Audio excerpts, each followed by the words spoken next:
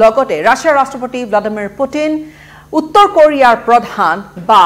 যিগৰাকী শাসক Kim Jong উন আৰু লগতে ইৰাণৰ ৰাষ্ট্ৰপতি সম্ভৱতঃ আৰু ম্যানমাৰৰো মুৰব্বীগৰাকী ইয়াৰে সৈতে থাকিব চি জিনপিঙৰ সৈতে ২৬ গৰাকী বিশ্ব নেতা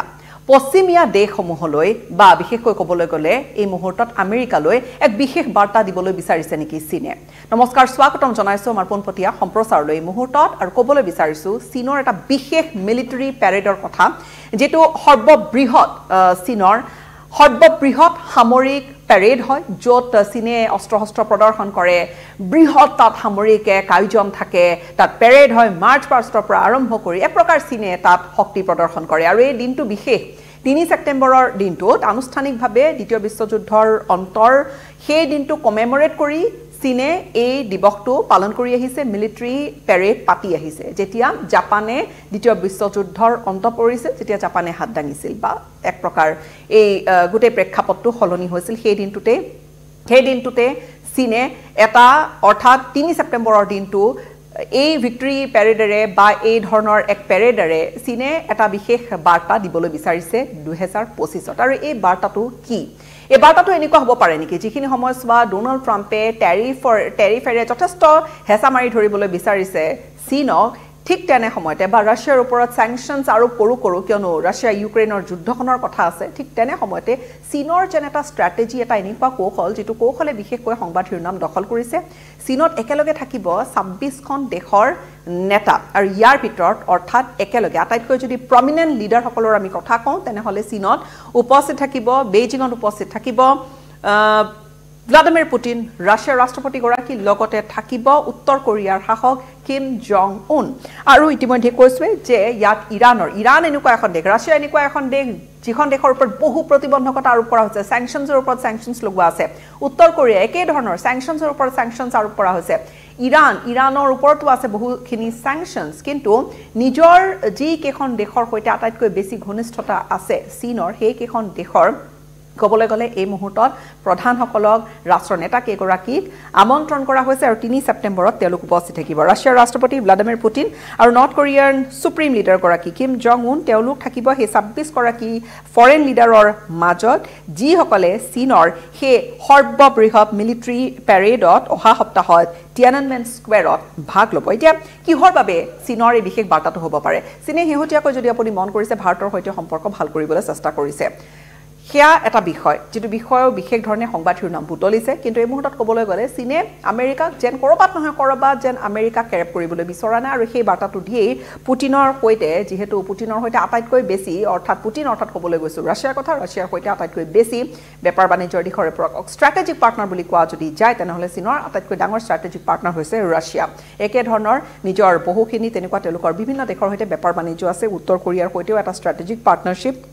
আছে আৰু সেই অনুসৰিয়ে ইতিমধ্যে তেওঁলোকৰ নেতা কেইগৰাকীক আমন্ত্ৰণ জনোৱা হৈছে ৰাছিয়াৰ ৰাষ্ট্ৰপতি ভ্লাদিমিৰ পুটিন আৰু তেওঁ সেই মিলিটাৰী মেছিভ প্যাৰেডত তেওঁ উপস্থিত থাকিব চীনৰ ফৰেন মিনিষ্ট্ৰীয়ে বৃহস্পতিবাৰৰ দিনটোত ইতিমধ্যে কনফাৰ্মো কৰিছে যে দুয়োগৰাকী নেতা থাকিব উপস্থিত লগতে কোন থাকিব উপস্থিত আৰু এই উপস্থিতিয়ে কি সূচাইছে এই যেটো টিয়ানানমেন স্কোৱাৰত যেটো ৩ ছেপ্টেম্বৰৰ প্যাৰেড হ'ব এই প্যাৰেডত চীনে কমেমৰেট কৰে 80th এনিভাৰ্সাৰী অৰ্থাৎ 80 সংখ্যক বৰ্ষপূৰ্তি দ্বিতীয় বিশ্বযুদ্ধৰ অন্তৰ যেতিয়া জাপানে আনুষ্ঠানিকভাৱে সাৰেন্ডাৰ কৰিছিলে আৰু যেতিয়া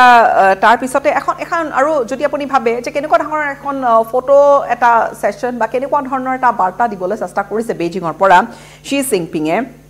য'ত হয়তো একেলগে এই নেতা কেইগৰাকীক দেখা যাব উত্তৰ কোৰিয়াৰ ফালৰ পৰা ইতিমধ্যে নৰ্থ কোৰিয়াৰ যি ষ্টেট নিউজ এজেন্সি KCNA তেওঁলোকে কনফাৰ্ম কৰিছে যে হয় কিম জং উন উপস্থিত থাকিব আৰু যদি কিম জং উনৰ কথা কোৱা যায় ৰাছিয়াৰ ৰাষ্ট্ৰপতিৰ যদি কথা কোৱা যায় খুব কম এনেকুৱা দেশ আছে য'ত ৰাছিয়াৰ ৰাষ্ট্ৰপতি গৰাকী ভ্লাদিমিৰ পুটিনে ভিজিট কৰিছে বিশেষকৈ ইউক্ৰেইন যুদ্ধৰ পৰিপ্ৰেক্ষিতত বা ইউক্ৰেইন যুদ্ধৰ পিছত চীন তেওঁ ভ্ৰমণ কৰিছে তেওঁ উত্তৰ কোৰিয়া ভ্ৰমণ কৰিছে আৰু এনেকুৱা খুব ৰেয়াৰ যেতিয়া উত্তৰ কোৰিয়াৰ শাসক গৰাকী সুপ্ৰিম নেতা গৰাকী কিম জং উন তেতিয়া তেওঁ কৰবাত বিদেশলৈ গৈছে তেওঁ কৰবাত বিদেশত কোনোবা তেওঁ ফৰ্মেল ভিজিট কৰিছে অৱশ্যে তেওঁ ৰাছিয়ালৈ গৈছে একেবাৰে ৰাছিয়াৰ ফাৰ ইষ্ট একেবাৰে পূব প্ৰান্তত তেওঁ ভিজিট কৰিছিলে এক স্পেচ চেণ্টাৰ তেওঁ বা এটা লঞ্চ সাইট বা তেনেকুৱা ধৰণৰ আসলতে ৰাছিয়াৰ তেওঁ ভিজিট কৰিছিলে আৰু সেয়া আজি কিছুদিন পূৰ্বে আছিলে আৰু এয়া প্ৰথমবাৰৰ বাবে হ'ব যে কিম জং উনে 2019 পিছত চীন ভ্ৰমণ কৰিবলৈ গৈ আছে আৰু কিম জং উনে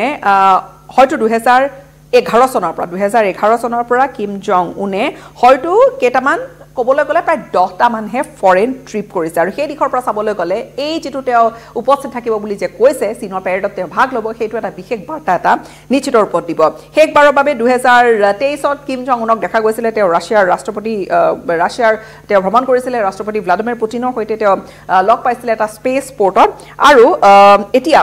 ইন্টাৰেষ্টিং এবাবেও কিন্তু ডোনাল্ড ট্ৰাম্পে শেহতীয়াকৈ কৈছিল যে তেওঁ এইটো বছৰতে কৰবাত কিম জং উনক তেওঁ সাক্ষাৎ কৰিব পাৰে অৰ্থাৎ কিম জং উনৰ সৈতে কৰবাত বৰফ গলিব নেকি এই ধৰণৰ চিন্তা চৰ্চা কথা বতৰা চলি থকাৰ মাজতে চীনৰ এটা কৰবাত গলে মাষ্টাৰ ষ্ট্ৰোক চীনে এটা মাষ্টাৰ ষ্ট্ৰোক খেলিবলৈ বিচাৰিছে এতিয়া চীনৰ ষ্ট্ৰেটেজিৰ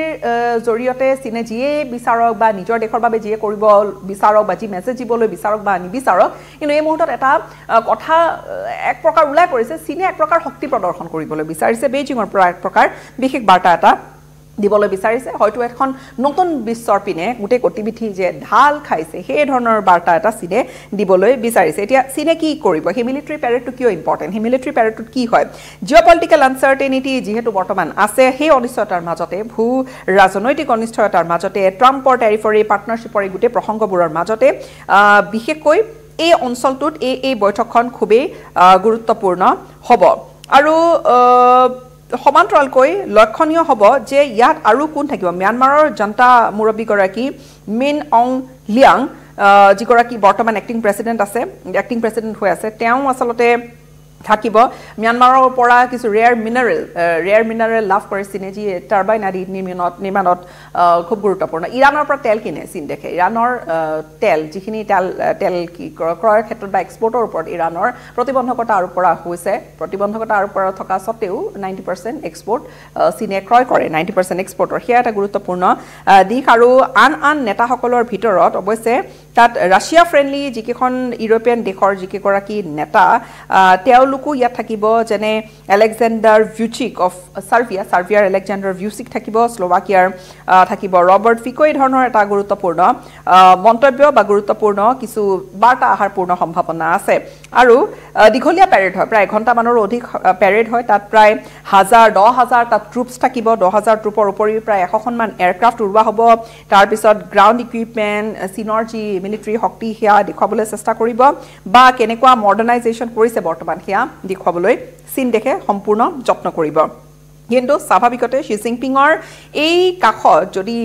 কিম জং উনক থিয় কৰোৱাই ৰাছিয়াৰ ৰাষ্ট্ৰপতিগৰাকীক থিয় কৰোৱাই বা যেটো কোৱা হৈছে যে ইৰাণৰ ৰাষ্ট্ৰপতি মাছুদ পেজাস্কিয়ানো উপস্থিত থাকিব পাৰে এটা বিশেষ বাৰ্তা এটা দিবলৈ বিচাৰিছে এই পেৰেডৰ জৰিয়তে যে তেওঁলোক বৰ্তমান কি ধৰণৰ শক্তিশালী স্থিতি এটাত আছে বা কি ধৰণে কথা বতৰাবোৰ ভাবে যা কোৱা হৈছে এক্সিছ অফ আফিবল বুলি আৰু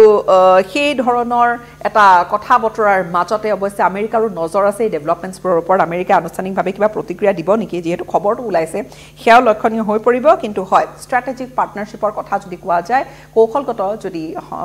ষ্ট্ৰেটেজিক পাৰ্টনাৰ কোন কেইখন দেশৰ সেই দিশত চীনে নিজৰ স্থিতি মজবুত কৰি এই ধৰণৰ এটা সুযোগ হিচাপে লৈ মিলিটাৰী পেৰেডৰ দিনটো 3 ছেপ্টেম্বৰৰ দিনটো সেই সুযোগটো এৰিবলৈ বিচৰা নাই আৰু সেই সুযোগটোৰ পূৰ্ণখিনি লাভ উঠাই বা পূৰ্ণ লাভ ল'বলৈ যত্ন কৰিছে আৰু সেইবাবে এই ধৰণৰ এক বৃহৎ আয়োজনেৰে আগবাঢ়িছে আগন্তুক সময়ছোৱাত কাৰ কি প্ৰতিক্ৰিয়া আহে সেয়া আমি আপোনালোকক পৰৱৰ্তী সময়ছোৱাত জনাই যাম আৰু খবৰ ধাৰা আমি অব্যাহত ৰাখিম এই মুহূৰ্তত পোনপটীয়া সম্প্ৰচাৰৰ পৰা বিদায় লৈছো মই গীতাশ্ৰীয়ে নমস্কাৰ